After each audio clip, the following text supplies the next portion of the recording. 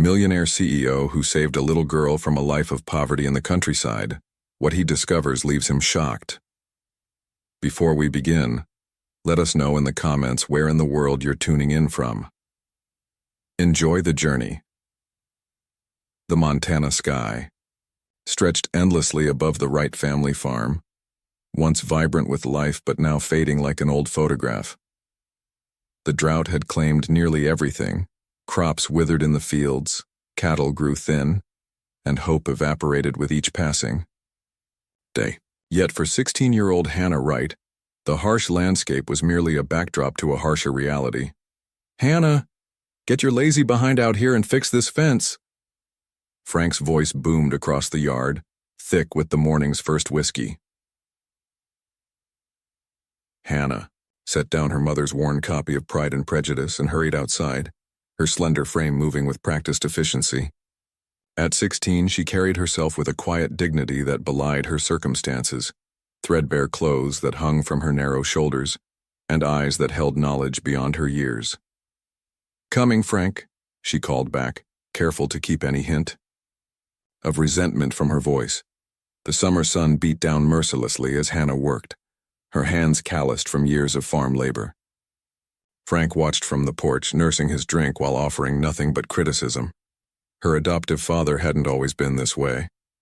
There were fragments of memories from her early childhood, before her mother Sarah died, when Frank would occasionally smile, even laugh. "You're doing it all wrong," Betty snapped, suddenly appearing beside Hannah. Her madrasta's face was pinched with perpetual disapproval. "Honestly, girl, after 8 years you'd think you'd have learned something useful." Hannah bit her tongue. 8 years since her mother had passed away from what they'd called a sudden illness. 8 years of being treated less like a daughter and more like an unwelcome servant. "Sorry, Betty," she murmured, adjusting her technique with the fence wire. Later that evening, as Hannah prepared a simple dinner from their dwindling supplies, the hushed voices of Frank and Betty drifted from the living room. "We can't keep going like this," Betty hissed. "The bank's gonna take everything if we don't get money soon." "You think I don't know that?"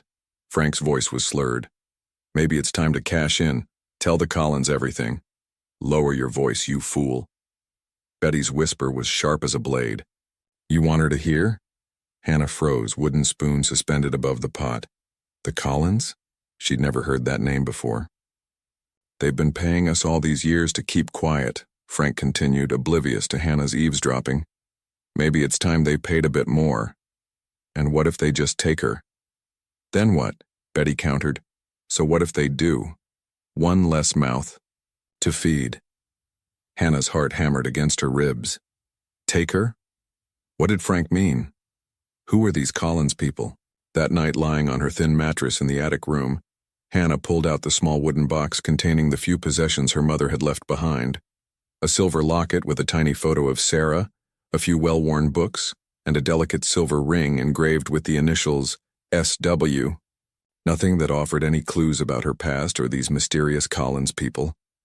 The next morning brought no rain, only more heat and the weight of unanswered questions. As Hannah trudged to the barn to begin her chores, she caught a glimpse of her reflection in an old piece of mirror glass. Her mother's eyes stared back at her, intelligent, determined, and now filled with a new resolve. Someone knew the truth about her past. Someone called Collins, and somehow Hannah would find out what it was, even if it meant leaving behind the only life she'd ever known.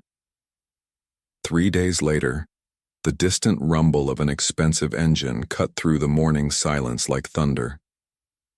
Hannah looked up from where she was mending chicken wire, shielding her eyes against the sun as a gleaming black SUV approached down their dusty drive. The vehicle was completely out of place, pristine, luxurious, and worth more than their entire farm. It came to a smooth stop near the house, and Hannah watched a tall man in an immaculate charcoal suit step out. Even from a distance, she could see he moved with the confidence of someone accustomed to being the most important person in any room. "Frank! Frank, get out here!" Betty's voice cracked with panic from inside the house. Hannah crept closer, hiding behind the old grain silo where she could observe without being seen. The stranger surveyed their property with calculating eyes, his gaze lingering on the failing crops and weathered buildings. There was something almost sad in his expression mixed with what looked like recognition. Frank stumbled from the house, hastily buttoning a clean shirt over his belly. Hannah had never seen him move so quickly to make himself presentable. "Mr. Collins," Frank said, his usual gruff tone replaced by something Hannah had never heard before, respect tinged with fear. "You got my message then, Collins?" Hannah's breath caught in her throat. So this was one of the mysterious people Frank and Betty had been whispering about. "I did," the man replied, his voice smooth and educated. "Though I wish you'd chosen a different approach, Frank." "Desperate times," Frank muttered, wringing his hands. "The drought, the bills. We can't keep going without more help." Betty appeared in the doorway, wearing her best dress, the navy blue one she saved for church and town visits. "Mr. Collins, please come in. We have coffee ready." The stranger, Mr. Collins, nodded politely but continued scanning the property. "Where is she?" Hannah's heart nearly stopped. He was looking for her. "Working, always working, that girl," Betty said quickly. Hannah, come here." There was no choice but to obey. Hannah forced her legs to carry her forward, acutely aware of her dirty clothes and tangled hair. As she approached, Mr. Collins turned his full attention to her, and she was struck by his eyes, dark, intense, and filled with an emotion she couldn't identify. "Hannah," he said softly, as if testing the name on his tongue. "You look just like—" He caught himself, clearing his throat. "Like what?" Hannah found herself asking, her voice barely a whisper. "Like someone I used to know," he said carefully. "My name is Matthew Collins." The way he studied her face made Hannah's skin crawl with unease. It wasn't predatory, but it was deeply unsettling, as if he was seeing a ghost. "Go clean yourself up, girl," Frank commanded roughly. "Make yourself presentable for Mr. Collins." "Actually," Matthew interjected, his voice carrying unmistakable authority, "we need to talk first. All of us." Hannah watched Frank and Betty exchange nervous glances. Whatever hold this man had over them, it was powerful enough to make Frank, who'd never deferred to anyone, step aside immediately. Of course, Betty stammered. "Please, come inside." As they moved toward the house, Hannah caught Matthew Collins glancing back at her one more time. In that brief moment, she saw something that chilled her to the bone. Guilt. Deep, crushing guilt. What did this wealthy stranger want with her? And why did Frank and Betty seem so afraid of him? Standing alone in the dusty yard, Hannah realized her life was about to change forever. The only question was whether that change would save her or destroy her. Inside the cramped living room, Hannah perched on the edge of the worn sofa, her heart pounding as Matthew Collins settled into Frank's usual chair with the ease of someone claiming territory. A second car had arrived, a plain sedan carrying a woman in a navy blazer who introduced herself as Ms. Rodriguez from Child Services.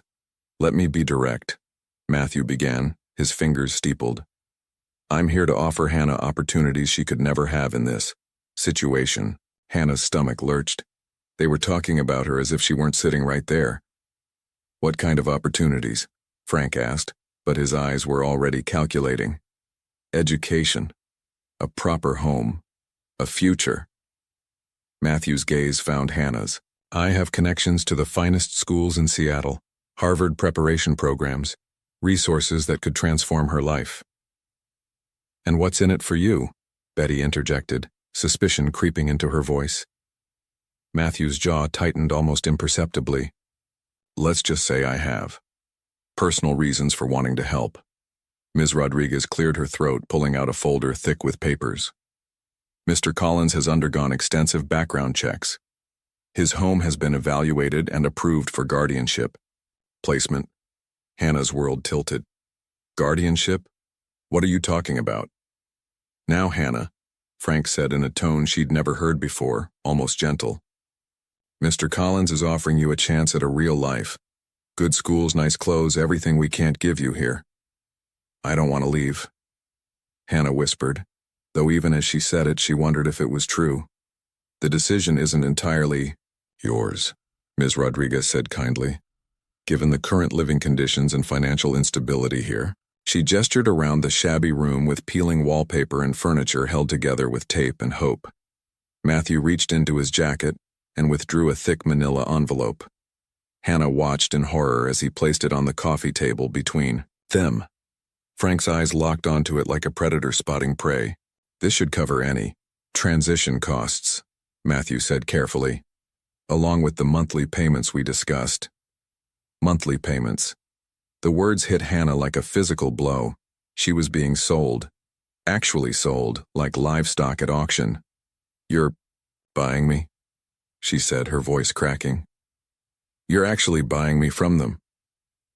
"Hannah, it's not like that," Ms. Rodriguez began. "Isn't it?" Hannah stood abruptly, tears streaming down her face. "He just handed them money for me. What else would you call it?" "An investment in your future," Matthew said quietly.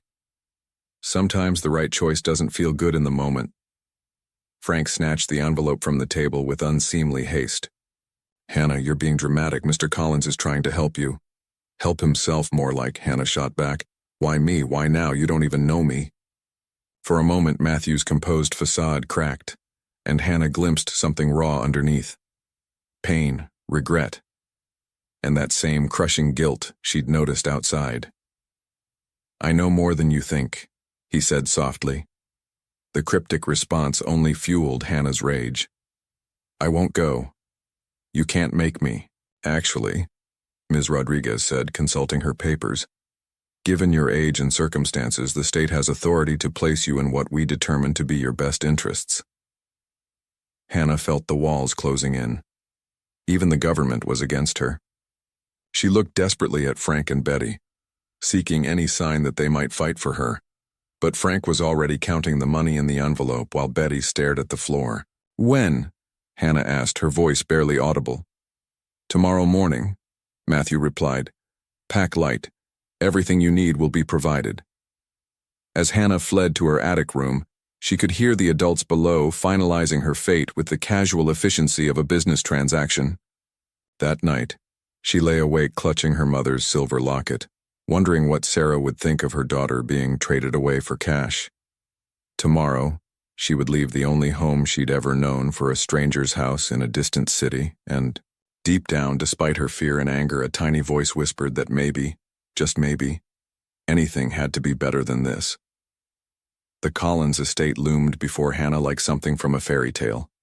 All gleaming windows, manicured gardens, and intimidating grandeur. As Matthew's SUV wound up the circular driveway, Hannah pressed her face to the window, overwhelmed by the sheer scale of wealth on display.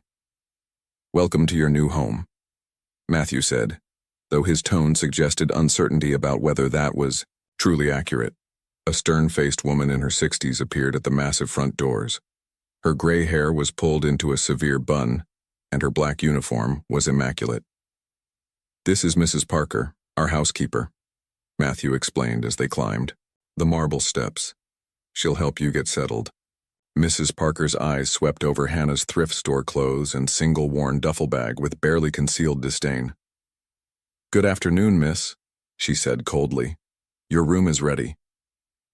Before Hannah could respond, another figure appeared in the doorway. An elegant woman in her 40s with perfectly styled blonde hair and designer clothes that probably cost more than Frank's truck. "So this is her," the woman said, her voice carrying the kind of cultured accent that spoke of private schools and country clubs. Her blue eyes were ice cold as they assessed Hannah.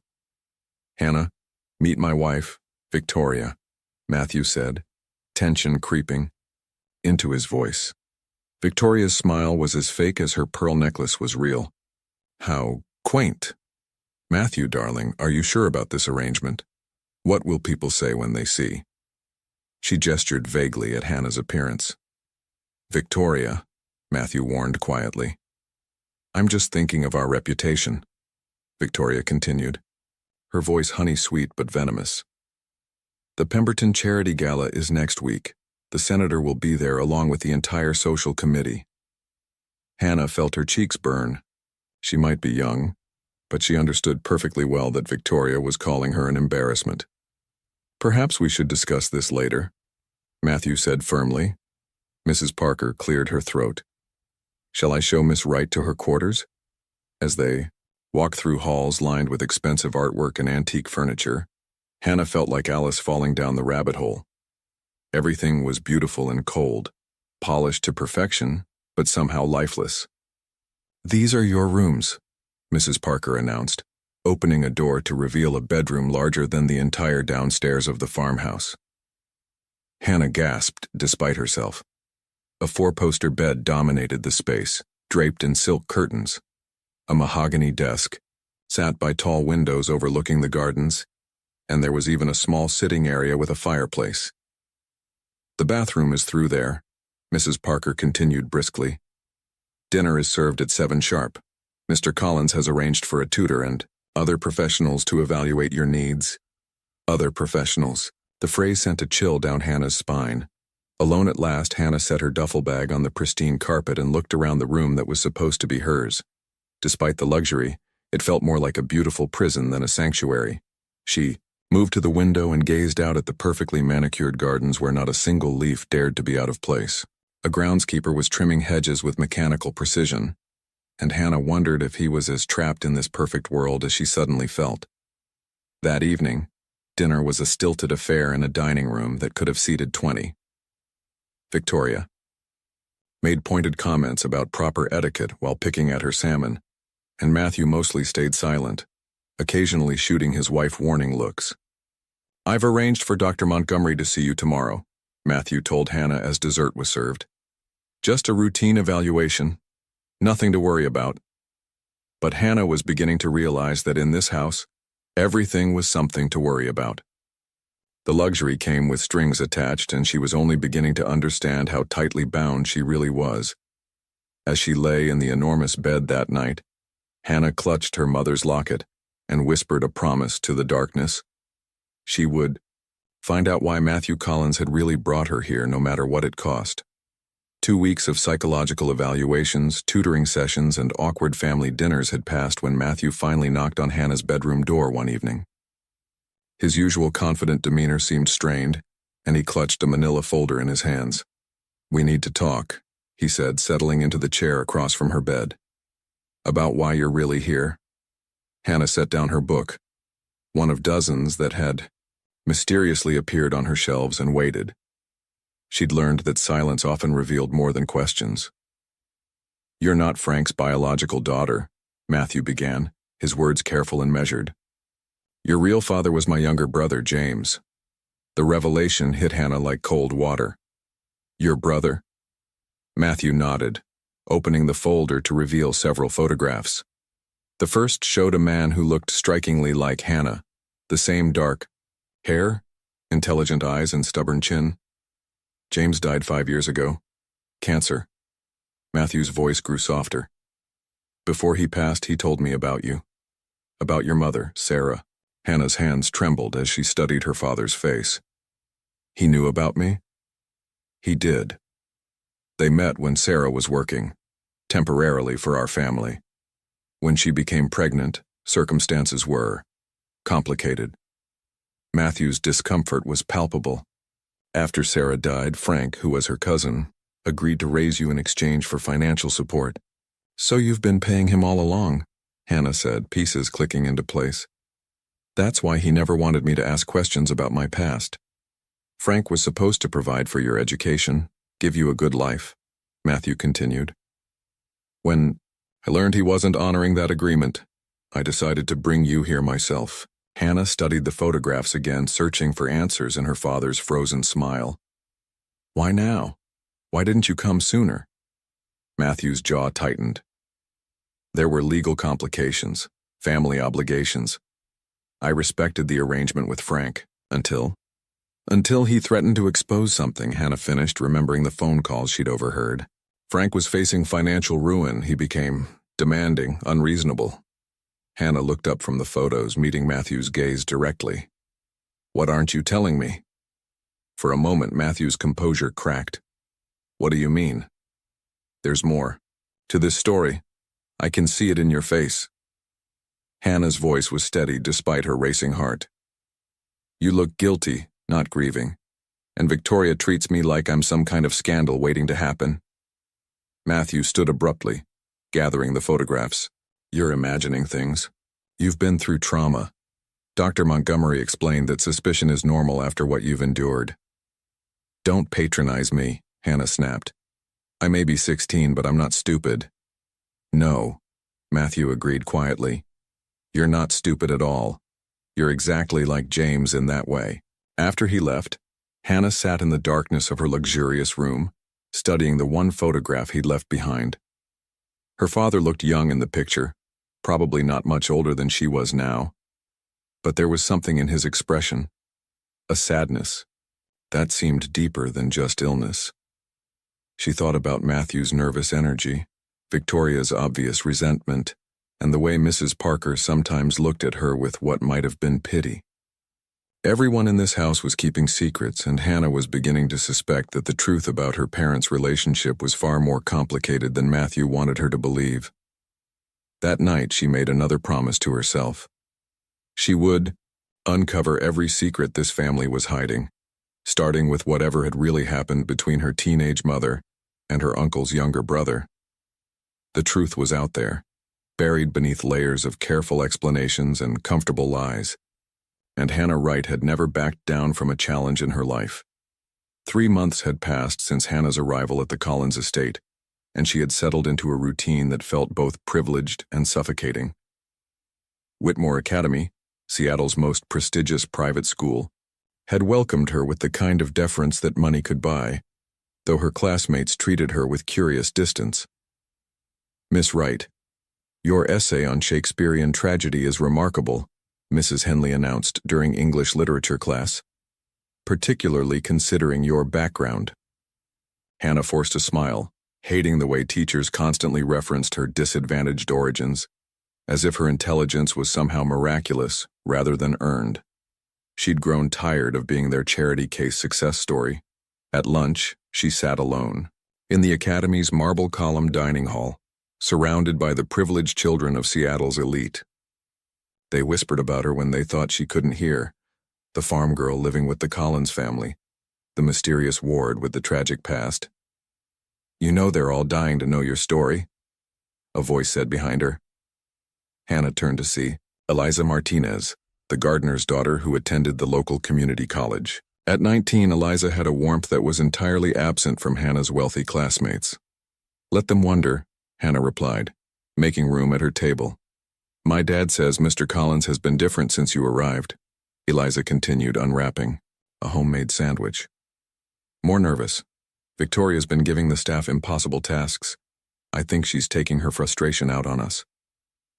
Hannah had noticed Victoria's increasingly hostile behavior. Last week she'd overheard her on the phone complaining to someone about Matthew's little project ruining our social standing. "What was he like before?" "Your dad would know," Hannah asked. "Focused, driven, but never anxious like this." Eliza lowered her voice. "Dad's worked for the Collins family for 15 years. He says there's always been secrets, but this feels different." That evening, Hannah excelled in her piano lesson, her fingers moving across the keys with natural grace. That surprised even her instructor. When she played Chopin's nocturnes, she could almost forget the web of lies surrounding her life. "Remarkable progress," Professor Chen said, closing his music folder. "You have an intuitive understanding of the emotional depths. Have you had music training before?" "Not really. My mother had a small piano she'd play sometimes." Hannah's voice grew soft. "I remember the melodies." At dinner, Matthew seemed distracted, constantly checking his phone. Victoria picked at her food while discussing the upcoming charity auction. "The Pemberton Foundation's annual gala is next month," Victoria announced. "I've told everyone you'll be attending, Matthew. We simply can't miss it again." "Of course," Matthew replied absently. "And what about her?" Victoria's fork clinked against her plate as she gestured toward Hannah. "Hannah is part of this family now," Matthew said firmly. Victoria's laugh was sharp as crystal. "Part of the family? Matthew, darling. She's a ward. There's a rather significant difference. Hannah felt heat rise in her cheeks, but she'd learned to keep her emotions in check. Instead, she focused on her perfectly prepared meal and thought about the inconsistencies in Matthew's story about her parents. Later that night, while walking through the estate's gardens, Hannah found herself drawn to the groundskeeper's cottage where Eliza lived with her father. Through the window, she could see them sharing a simple dinner, laughing over some private joke. It struck her that despite their modest circumstances, they possessed something the Collins mansion lacked entirely: genuine affection. Standing in the manicured garden where every flower was precisely placed, Hannah realized she was living in the most beautiful cage she'd ever seen. The question was whether the bars were meant to keep her in, or to keep something else out. As she walked back to the house, she noticed Matthew's study light burning late into the night, and wondered what secrets he was guarding so carefully behind those locked doors. The emergency call came at midnight, a server crash at Collins Tech that demanded Matthew's immediate attention. Hannah watched from her bedroom window as his car sped down the driveway, red taillights disappearing into the darkness. For the first time since her arrival, Matthew had left his private study unlocked. Hannah waited 30 minutes to ensure he wouldn't return, then crept through the mansion's silent corridors. The study door opened with barely a whisper, revealing Matthew's sanctuary: leather-bound books, expensive artwork, and a massive mahogany desk that commanded the room. Her hands trembled as she approached the filing cabinets. The third drawer bore a simple label: personal, confidential. Inside, a thick manila folder caught her attention, her own name written across the tab in Matthew's precise handwriting. The first document nearly stopped her heart: a birth certificate showing her mother's age at Hannah's birth, 16 years old. James Collins had been 28. "Oh my God," Hannah whispered, sinking into Matthew's chair. She photographed page after page with shaking hands. Newspaper clippings with headlines like "Tech Heirs Scandal Covered Up" and "Minor Employee's Pregnancy Raises Questions." There were payment records stretching back 16 years, showing monthly transfers to Frank Wright. Legal documents discussing damage control and public relations management. But the most devastating discovery was a copy of James's will, dated just months before his death. It clearly stated that Hannah Wright Collins was to inherit half of his estate, including substantial shares in Collins Tech, upon reaching 18 years of age. Collins. Her legal name was Hannah Wright Collins. A letter paper-clipped to the will made her blood run cold. "Matthew, I know what I did was unforgivable. Sarah was just a kid and I was supposed to protect her, not take advantage. The cancer has given me time to think about the damage I caused. Hannah deserves better than the secrets and shame our family creates. When she turns 18, tell her everything. Give her the choice I stole from her mother. James." Hannah's vision blurred with tears of rage and grief.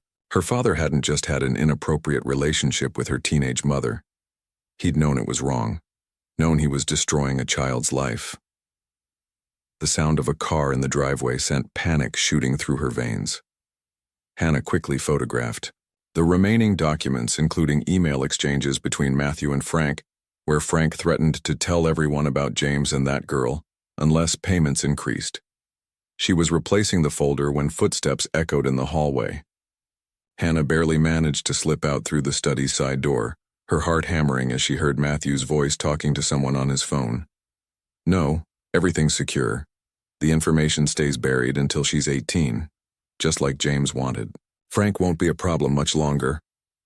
Hannah pressed herself against the wall, processing Matthew's words. What did he mean, Frank won't be a problem? Back in her room, she stared at the photos on her phone, each image revealing another layer of betrayal. Her father had been a predator, her mother had been his victim, and Matthew had been covering it up for 16 years, using her inheritance to buy Frank's silence. But the most chilling realization was that Matthew clearly intended to continue hiding the truth until her 18th birthday, if he planned to tell her at all. Hannah had thought she was living in a beautiful prison, but now she understood the truth. She wasn't just a ward or a charity. case. She was the living evidence of a crime, hidden away where she couldn't ask inconvenient questions or threaten the Collins family's reputation. The question was no longer whether she could uncover their secrets. The question was whether she could stay alive long enough to expose them.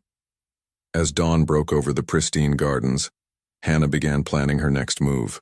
Frank might be a drunk and a blackmailer, but he was also the only person who knew the complete truth about her parents.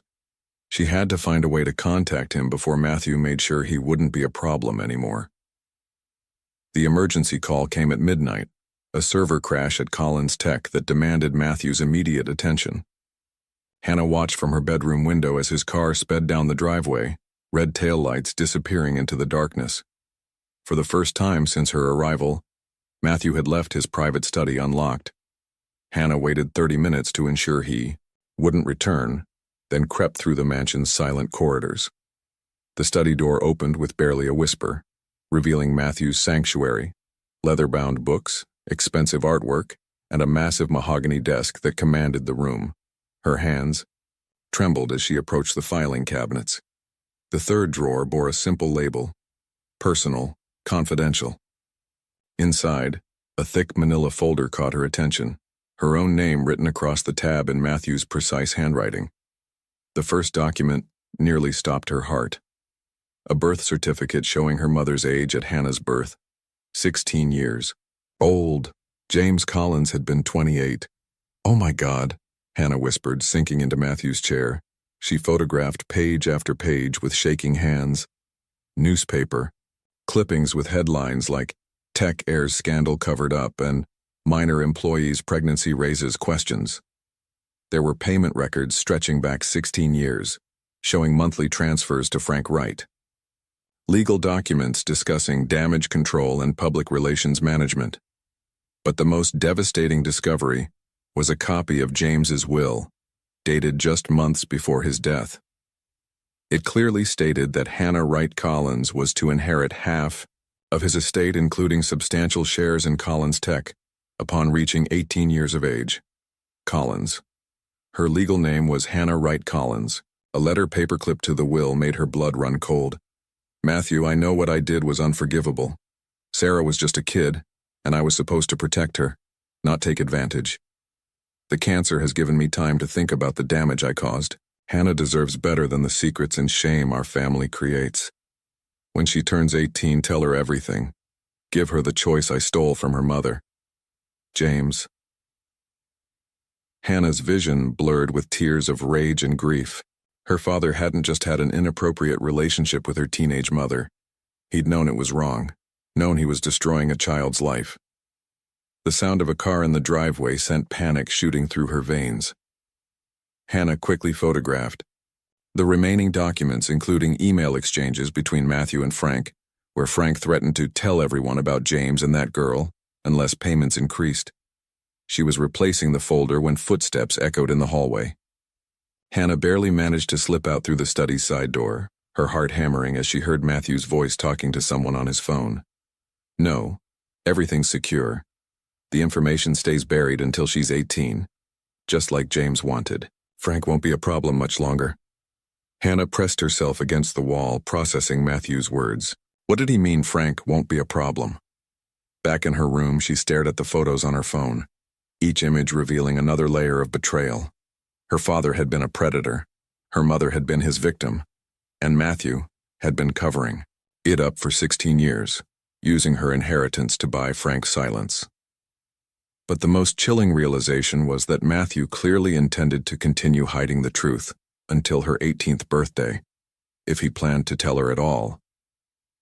Hannah had thought she was living in a beautiful prison, but now she understood the truth. She wasn't just a ward or a charity case. She was the living evidence of a crime, hidden away where she couldn't ask inconvenient questions or threaten the Collins family's reputation. The question was no longer whether she could uncover their secrets. The question was whether she could stay alive long enough to expose them. As dawn broke over the pristine gardens, Hannah began planning her next move. Frank might be a drunk and a blackmailer, but he was also the only person who knew the complete truth about her parents. She had to find a way to contact him before Matthew made sure he wouldn't be a problem anymore. 3 weeks after Hannah's devastating discovery, the Collins mansion was hosting its annual charity benefit, a glittering affair meant to showcase the family's philanthropy to Seattle's elite. Hannah had been instructed to make a brief appearance, but otherwise stay out of sight. She was adjusting her borrowed evening dress when commotion erupted downstairs. Shouting voices, the sharp click of expensive heels on marble, and beneath it all, a slurred voice she recognized with growing horror. Frank. Hannah crept to the top of the grand staircase, her heart sinking as she saw him weaving through the crowd of shocked guests. His clothes were wrinkled, his face flushed with alcohol and rage, and his voice carried across the elegant foyer like a foghorn. "Where's your precious host?" Frank bellowed, grabbing a champagne flute from a passing waiter. "Matthew Collins, come out here and face me like a man." Victoria appeared instantly, her face pale with mortification. "Security, get this man out of here immediately." But Frank was beyond caring about consequences. "You all think you know the Collins family? Let me tell you about the real Matthew Collins." Hannah watched Matthew emerge from a cluster of donors, his face a mask of controlled fury. 2 security guards flanked him, but Frank seemed oblivious to the threat. "Frank, you're drunk," Matthew said quietly, his voice carrying deadly warning. "Leave now and we can discuss this privately." "Privately?" Frank laughed bitterly. "Like you discussed it privately when your precious brother knocked up a 16-year-old girl? When he destroyed my cousin Sarah's life?" Gasps rippled through the crowd. Hannah saw several guests reaching for their phones, and Victoria looked ready to faint. "You don't know what you're talking about," Matthew hissed, stepping closer. "Don't I?" Frank swayed dangerously, but his eyes remained focused. "I know James Collins got Sarah pregnant when she was just a kid working at your summer house. I know you've been paying me to keep quiet for 16 years. And I know you brought that girl here to keep her from learning the truth." Hannah's blood ran cold as she realized Frank was talking about her. Several guests had now turned to stare up at her on the staircase. "You promised me more money," Frank continued, his voice rising. "Said the payments would increase when she turned 16. Well, where is it, Matthew? Where's my compensation for keeping your family's dirty secret?" Matthew nodded almost imperceptibly to the security guards who began moving toward Frank. But Frank wasn't finished. "That envelope you gave me was light, Collins. Real light. You think you can cheat me now that you've got the girl? Think again. I've got documents, recordings, everything that proves what your brother did." "Frank, stop," Matthew said, his voice deadly quiet. "Everyone should know the truth. Sarah was just a baby when James—" The security guards grabbed Frank's arms, cutting off his words. But the damage was done. The entire room buzzed with shocked whispers, and Hannah could see phones being raised to capture video. "Get him to my office," Matthew ordered curtly. "Now." As they dragged Frank away, Hannah caught Victoria's eye. Her stepmother's expression was pure venom, and Hannah knew that whatever sympathy she might have had for her situation had just evaporated. The guests began filing out with unseemly haste, their conversations already shifting to speculation and gossip. Hannah remained frozen on the staircase, watching her world collapse in real time. Frank had just destroyed any chance of keeping the family's secret buried. But more importantly, he'd revealed the depths of the lies Hannah had been living. As the mansion emptied, Hannah realized that Frank, drunk, desperate, and probably doomed, might be her only chance of learning the complete truth before Matthew silenced him forever. She had to get to Frank before Matthew did something they'd all regret. The only question was whether she was already too late. Hannah pressed her ear against Matthew's study door, her heart pounding as angry voices escalated inside. Through the heavy oak she could hear Frank's slurred accusations and Victoria's sharp protests. "You ruined everything." Victoria's voice cracked with fury. 16 years of careful reputation management destroyed in one night. The deal was more money when she turned 16, Frank shot back. "You cheapskates thought you could shortchange me now that you have her under your roof. You're done, Frank." Matthew's voice was ice cold. "No more payments, no more contact. You've just signed your own—" The sound of a physical struggle sent Hannah's hand to the door handle. She heard furniture scraping, a grunt of effort, then Frank's voice turned desperate. You can't silence me. I've got copies of everything hidden where. The sickening crack of skull against marble cut him off mid-sentence. Hannah burst through the door to find Frank crumpled beside Matthew's desk, blood pooling beneath his head.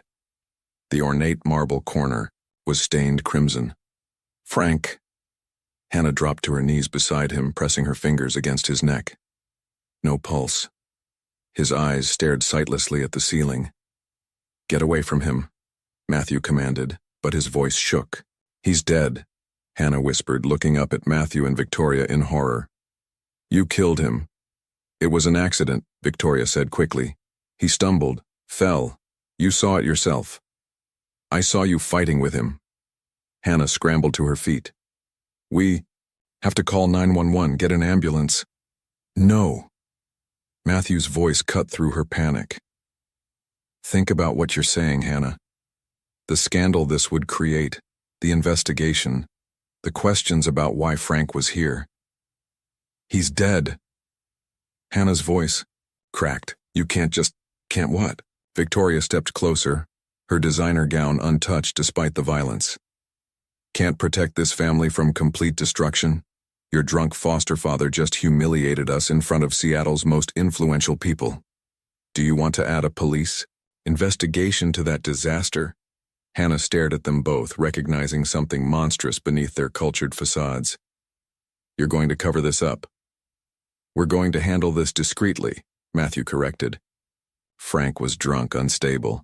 If we call the police now, it becomes a media circus. Your name, your mother's story, everything gets dragged through the tabloids. So what's your alternative? Hannah demanded. Matthew pulled out his phone. I'm calling our security team, men I trust completely. Frank was never here tonight. He left after making those ridiculous accusations. If anyone asks, he was distraught, probably went off to drink himself to death somewhere. You can't be serious. I'm perfectly serious. Matthew's eyes were hard as steel. And you're going to help us, Hannah. Because if this story comes out, if there's an investigation, do you think anyone will believe the traumatized teenager who's been living under psychiatric care? The threat hung in the air like poison. Hannah realized that Matthew was reminding her of Dr. Montgomery's reports, the evaluations that portrayed her as fragile and potentially unstable. Who would believe, Victoria added sweetly, that poor, little Hannah Wright wasn't involved in her foster father's death? After all, he was blackmailing the family that rescued her from poverty. Hannah felt the walls closing in. They were right. She had no allies, no proof, no credibility against their wealth and influence. I won't lie for you, she whispered. You won't have to lie, Matthew said, already dialing a number. You'll simply say nothing at all. As Matthew spoke in low tones to whoever answered his call, Hannah looked down at Frank's lifeless face. He'd been a drunk and a blackmailer, but he'd also been the only person who knew the complete truth about her parents. Now that truth was buried with him, and Hannah was trapped in a mansion with two people who'd just proven they would kill too. Protect their secrets. The question was, would she be next? Sleep became Hannah's enemy. Every time she closed her eyes, she saw Frank's lifeless stare and heard the sickening crack of his skull against marble. 3 weeks had passed since that horrific night, and the official story was simple. Frank Wright had left the charity gala drunk and distraught, disappearing into the Seattle night. No one had seen him since. You look terrible, Eliza observed during their lunch at the academy. Are you eating at all? Hannah pushed food around her plate, her appetite non-existent. Just tired. My dad says there were police at the estate last week. Something about that man who caused the scene at the gala? Hannah's fork clattered against her plate. What did they want? Routine questions. Apparently he was reported missing by some bar owner in Montana. Eliza leaned closer. Hannah, what really happened that night? I don't know, Hannah lied, hating herself for it. That afternoon, Hannah made an excuse to visit the Academy's library, where she spent hours researching legal procedures and missing persons cases. She learned that without a body or evidence of foul play, Frank's disappearance would likely remain an open file gathering dust. But Hannah needed allies, and she needed proof. During computer class, she carefully searched for information about her mother's employment history with the Collins family. A breakthrough came when she found archived construction permits for the Collins summer house renovation 15 years ago, the project where Sarah would have worked. The contractor was Morrison and Associates, she whispered to herself, screenshotting the information. That evening, she overheard Victoria on the phone in the garden, her voice carrying through the open window. Of course the police came by, Mother. But Matthew handled it beautifully. 2 officers very understanding about family privacy. The donation to the Police Benevolent Fund last month was well-timed. Hannah's blood ran cold. They'd bought police cooperation. No, there's no evidence of anything, Victoria continued. The man was a known alcoholic with a history of erratic behavior. These types often just disappear. Late that night, Hannah received an unexpected email from an address she didn't recognize. Hannah, I have information about your mother you need to see. Frank wasn't the only one who knew the truth. If you want answers, meet me at Pike Place. Mark it tomorrow at 3 p.m. Stall 47, come alone. A friend. Hannah stared at the message, her heart racing. It could be a trap, but it could also be her only chance to find someone who knew the real story. The next day, she told Mrs. Parker she was staying late for drama club rehearsal, then took the bus downtown. Pike Place Market bustled with afternoon crowds, the smell of fresh fish and coffee filling the air. Stall 47 sold vintage jewelry and antiques. Behind the counter stood a woman in her 60s with kind eyes and graying brown hair. You must be Hannah, the woman said softly. You look exactly like your mother when she was your age. Who are you? Hannah asked. My name is Nancy Thompson. I was a nurse at Seattle General when your father was receiving cancer treatment. She glanced around nervously. What I'm about to tell you could get us both in serious trouble. Nancy reached under the counter and pulled out a manila envelope. Your father gave me this before he died with instructions to contact you when you turned 16. He said if anything happened to prevent his family from telling you the truth, I should make sure you knew. Hannah's hands trembled as she opened the envelope. Inside were medical records, legal documents, and a handwritten letter in faded ink. James Collins was eaten alive by guilt, Nancy continued quietly. He knew what he'd done to your mother was unforgivable. The cancer gave him time to think, to plan how to make amends. Hannah began reading her father's letter, tears blurring her vision. Hannah, if you're reading this, then something has prevented my family from honoring my wishes. You deserve to know that I left you half of everything I owned, including shares in Collins Tech. But more importantly, you deserve to know that your mother was a brave, intelligent girl who deserved so much better than what I gave her. Nancy squeezed Hannah's shoulder gently. There's more, child. Frank wasn't the only one who knew the truth about James and Sarah, and I'm not the only one who can help you. For the first time since Frank's death, Hannah felt a flicker of hope. She wasn't alone in this fight after all. Nancy Thompson's small apartment overlooked Puget Sound, its walls lined with medical textbooks and family photographs. Hannah sat on the worn sofa, clutching the envelope containing her father's letter while Nancy prepared tea with shaking hands. I've been carrying this burden for 5 years, Nancy said, settling into the chair across from Hannah.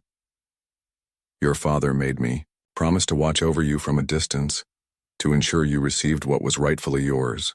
Matthew told me James died knowing about me, but that there were legal complications, Hannah said carefully. Nancy's laugh was bitter. Legal complications? Is that what they're calling theft now? She pulled out a thick folder from beneath her coffee table. James Collins spent his final months making arrangements for you. He had DNA tests done to establish paternity beyond doubt. He consulted lawyers about creating a trust that Matthew couldn't touch. Most importantly, he documented everything about your mother's employment and their relationship. Hannah opened the folder with trembling fingers. Inside were bank statements showing massive transfers from James's personal accounts to a trust fund in her name, legal documents establishing her as his heir, and a notarized will leaving her 50% of his assets, including voting shares, in Collins Tech. Matthew was executor of the will, Nancy continued. He was supposed to maintain the trust until you turned 18, then reveal everything. Instead, he's been using your inheritance to expand his own business empire. How do you know all this? Because James didn't trust his brother completely. He gave me copies of everything and asked me to serve as an independent witness. Nancy's voice grew heavy. He also predicted that Matthew might try to control the narrative about your parents' relationship. Hannah found a medical report documenting James's confession to his oncologist. The clinical language couldn't disguise the horror of what had happened. A powerful man taking advantage of a teenage employee, the pregnancy that resulted, and the family's subsequent efforts to hide the scandal. Your mother was 16, working summers to help support her family, Nancy explained. James was 28 and should have known better. When Sarah told him she was pregnant, the Collins family went into damage control mode. They paid her off. Worse. They convinced her she was partly to blame, that speaking out would ruin her life and yours. Sarah was just a frightened kid who believed them when they said keeping quiet was best for everyone. Hannah studied a photograph of her mother. Young, beautiful, and heartbreakingly naive. She died when I was 8. What really happened to her? Nancy's expression grew pained. Sarah struggled with depression for years. The guilt, the shame, the isolation, it consumed her. When she died, it wasn't entirely natural. The implication hit Hannah like a physical blow. Her mother had taken her own life, driven to despair by the Collins family's manipulation and abandonment. James didn't learn about Sarah's death until years later, Nancy continued. When he did, the guilt nearly destroyed him. That's when he started making plans to contact you, to try to make amends. But he died before he could. Yes. And Matthew inherited control of both the company and the responsibility for you. James assumed his brother would honor his wishes. Nancy shook her head sadly. He underestimated how deeply corruption can run in a family.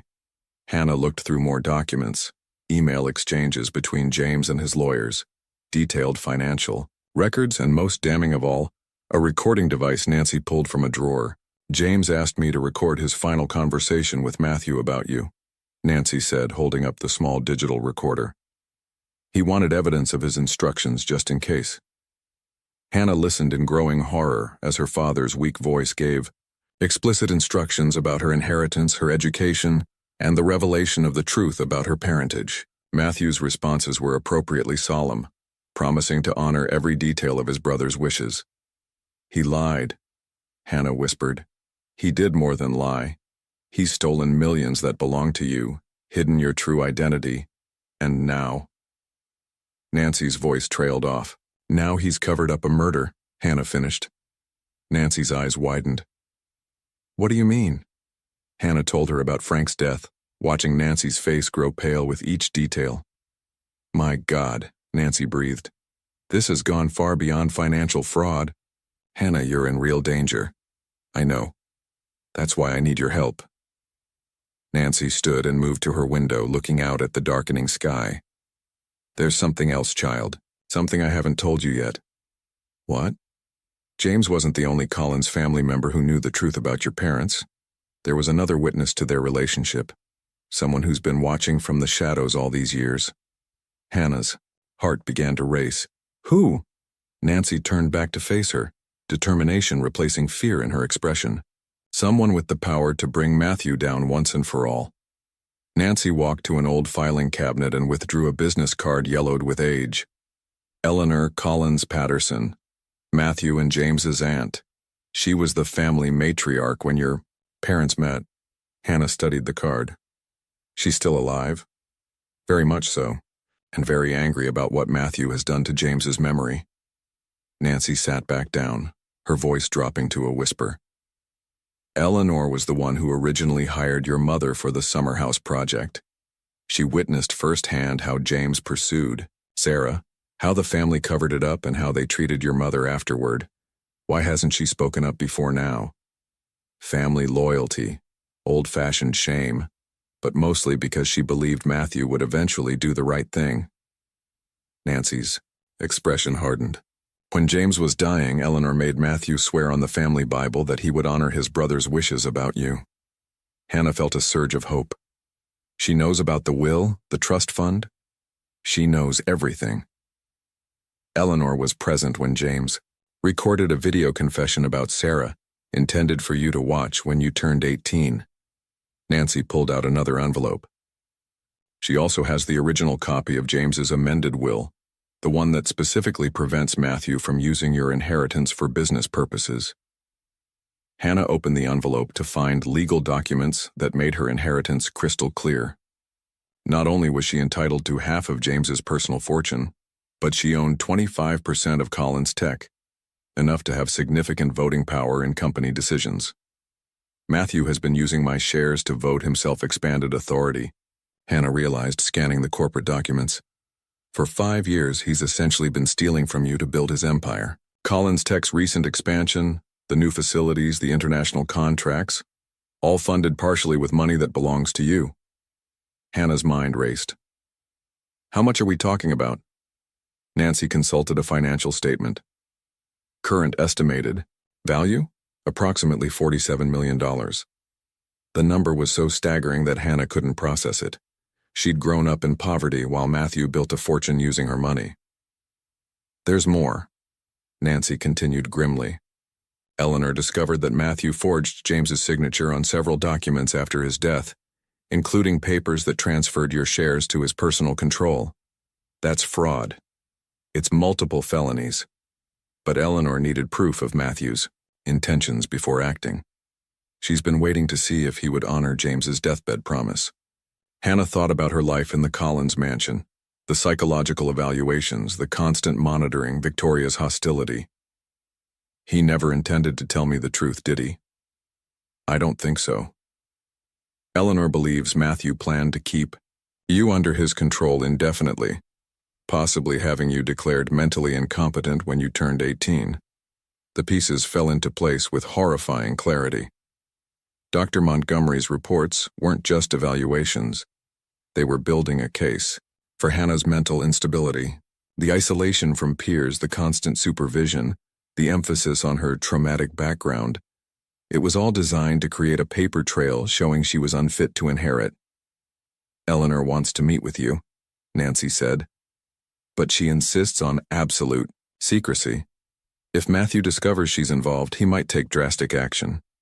Hannah thought about Frank's lifeless eyes, about Matthew's cold calculation as he arranged to dispose of the body. He's already taken drastic action. Then you understand the stakes. Eleanor is 82 years old, but she still has considerable influence in Seattle's legal and social circles. With her testimony and the evidence James left behind, we can expose everything Matthew has done. What about Frank's murder? Nancy's expression grew troubled. That's more complicated. Without a body or witnesses besides you, it would be difficult to prove. But the financial crimes are extensively documented. Hannah stood and moved to the window, watching ferries cross the darkening sound. Somewhere out there, Matthew was probably working late in his office, managing an empire built partially on stolen inheritance from the girl he'd claimed to rescue. When can I meet Eleanor? Tomorrow. But Hannah. Nancy's voice carried a warning. Once we begin this process, there's no going back. Matthew will fight viciously to protect himself, and you'll be his primary target. Hannah thought about her mother, a frightened 16-year-old who'd been manipulated and abandoned by the Collins family, ultimately driven to despair. She thought about Frank, whose greed had made him dangerous but whose death had been brutal and unnecessary. I'm not backing down, Hannah said firmly. Matthew has destroyed enough lives. It's time someone stopped him. Nancy smiled for the first time since Hannah had arrived. James would be proud of you. No, Hannah corrected, steel entering her voice. James was the problem, but I'm going to be the solution. Eleanor Collins Patterson's penthouse overlooked the city like a fortress of old money and older secrets. At 82, she possessed the sharp intelligence that had made the Collins family fortune and the moral clarity that her nephews lacked. You have your mother's eyes, Eleanor said, studying Hannah over delicate china teacups. But thank God you have stronger steel in your spine. Hannah sat straight, acutely aware she was meeting the woman who could change everything. Nancy told me you have evidence against Matthew. Evidence? Eleanor's laugh was dry as autumn leaves. Child, I have enough evidence to bury Matthew so deep he'll need an archaeological expedition to find daylight. She opened an antique desk and withdrew a thick portfolio. Video confession from James, forged signatures on corporate documents, financial records showing systematic theft from your trust, and most damning, recorded conversations where Matthew explicitly states his intention to have you declared incompetent. Hannah's blood ran cold. You recorded him? For 2 years. Every family dinner, every phone call about your care. I knew something was wrong when he insisted on those psychological evaluations. Eleanor's eyes glittered with predatory satisfaction. Matthew always underestimated me. What about Frank's death? Eleanor's expression darkened. Nancy told me. While we can't prove murder without a body, we can prove Matthew has been systematically eliminating threats to his control. She produced another folder. I hired a private investigator months ago. He's documented Matthew's disposal of other problems, business partners who asked inconvenient questions, former employees who knew too much about the family's secrets. Hannah felt sick. How many people has he hurt? Enough to establish a pattern. Combined with the financial crimes, it paints a picture of a man who will do anything to protect his stolen empire. Eleanor stood and moved to her window, gazing down at the city. I should have acted sooner. I told myself James's death was grief that Matthew would honor his promises. I was a foolish old woman. You're helping now. That's what matters. Yes, but carefully. Matthew has resources, connections, people who owe him favors. Eleanor turned back to Hannah. We need allies with power equal to his. Who did you have in mind? Eleanor smiled, and Hannah glimpsed the formidable woman who'd built a business empire decades before it was fashionable for women to do so. Olivia Reyes, the prosecutor who brought down the Pemberton family last year for tax fraud. She specializes in cases involving abuse of power and financial manipulation. Eleanor's smile sharpened. She also happens to be Sarah Morrison's daughter. Hannah's heart stopped. Morrison, but that was my mother's maiden name before she married Frank Wright, yes. Olivia is your cousin, Hannah, and she's been waiting her entire career for a chance to destroy the family that drove her aunt to suicide. The room seemed to tilt as Hannah processed this revelation. She had family, real family, who knew the truth and had the power to fight back. Olivia has been building a case against Matthew for months, waiting for the right moment to strike. Eleanor continued. Your testimony, combined with my evidence, gives her everything she needs. Hannah felt something she hadn't experienced since her mother's death. Hope backed by real power. When do we move? She asked. Eleanor's smile became absolutely ruthless. Tomorrow night. Matthew's hosting a board meeting to approve his expansion into Asian markets using your money, of course. We're going to give him a very different kind of presentation. The plan was elegant in its simplicity and devastating in its scope. By this time tomorrow, Matthew Collins would discover that his carefully constructed empire was about to crumble around him, and Hannah Wright Collins would finally claim what was rightfully hers. The Collins Tech boardroom fell silent as Hannah walked through the doors, flanked by Eleanor and a woman in a sharp navy suit, Olivia Reyes. Matthew's face went ashen as he recognized his aunt. What is the meaning of this interruption? Matthew demanded, though his voice trembled. Justice, Eleanor said simply, taking a seat at the conference table. Something long overdue in this family. Olivia placed a thick folder on the mahogany table. Matthew Collins, I'm Prosecutor Olivia Reyes. You're under investigation for fraud, embezzlement, and conspiracy. Victoria, who'd been sitting beside Matthew, shot to her feet. This is outrageous. Security. Won't be necessary, Hannah said quietly, her voice carrying new authority. The FBI is already positioned outside. Matthew's confident mask finally cracked. Hannah, you don't understand what you're doing. These people are manipulating you, like you manipulated my mother, Hannah interrupted. Like you've manipulated me for months? Olivia opened her folder, spreading documents across the table. Forged signatures, misappropriation of trust funds, conspiracy to commit fraud. She looked directly at Matthew. And that's just the financial crimes. You have no proof, Matthew snarled. Eleanor smiled coldly and pressed play on a small recorder. Matthew's own voice filled the room. The girl can never know about the inheritance. If she becomes problematic, we'll have her declared mentally incompetent. The board members exchanged horrified glances. Several were already reaching for their phones. Where's Frank Wright? Olivia asked quietly. Matthew's silence was deafening. We know what happened that night, Hannah said. I was there. I saw everything. Victoria suddenly turned on her husband. I told you this would happen. Your greed has destroyed us both. Shut up, Victoria, Matthew hissed. No, I won't go down for your crimes. Victoria faced the room. He killed. Frank Wright covered it up. I have emails, recordings.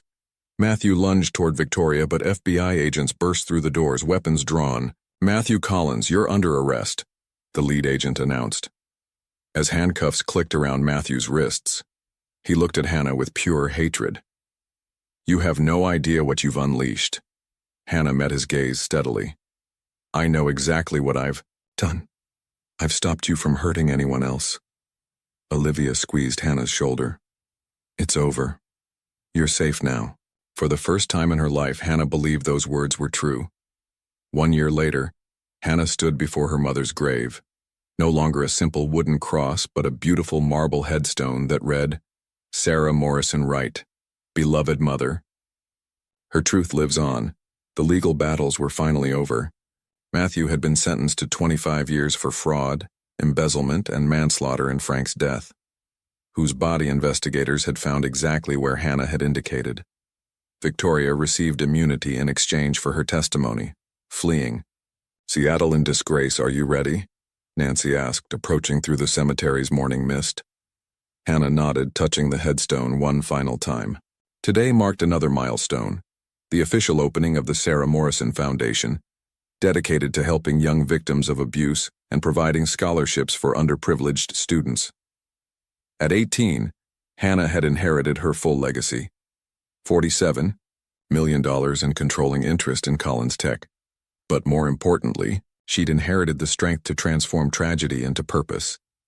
The foundation's headquarters occupied a renovated building in downtown Seattle, its walls lined with photographs of scholarship recipients and abuse survivors who'd found new hope.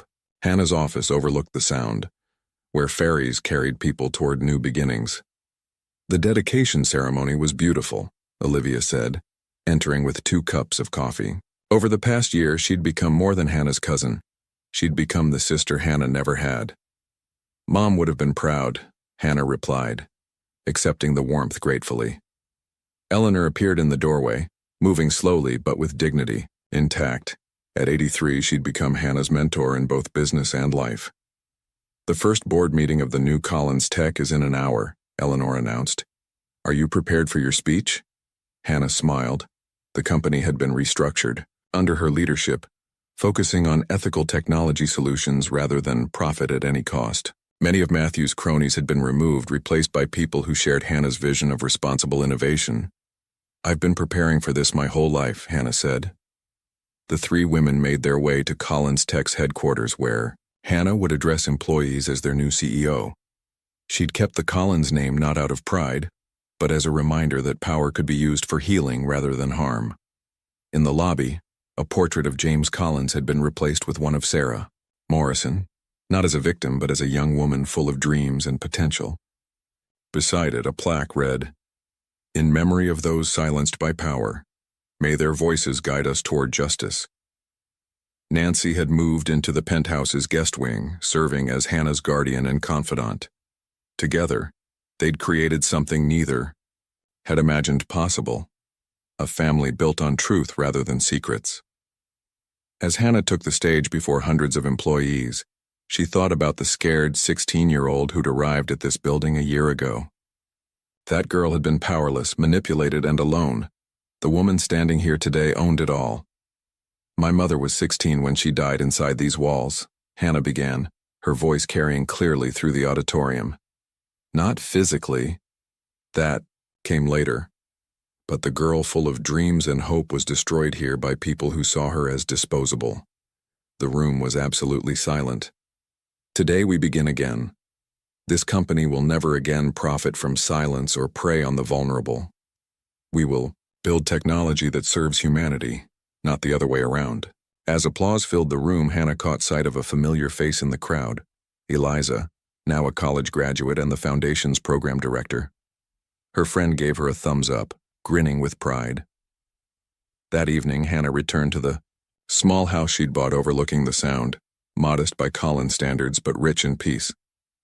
Nancy was in the kitchen, humming while she prepared dinner, and the normalcy of it still took Hannah's breath away.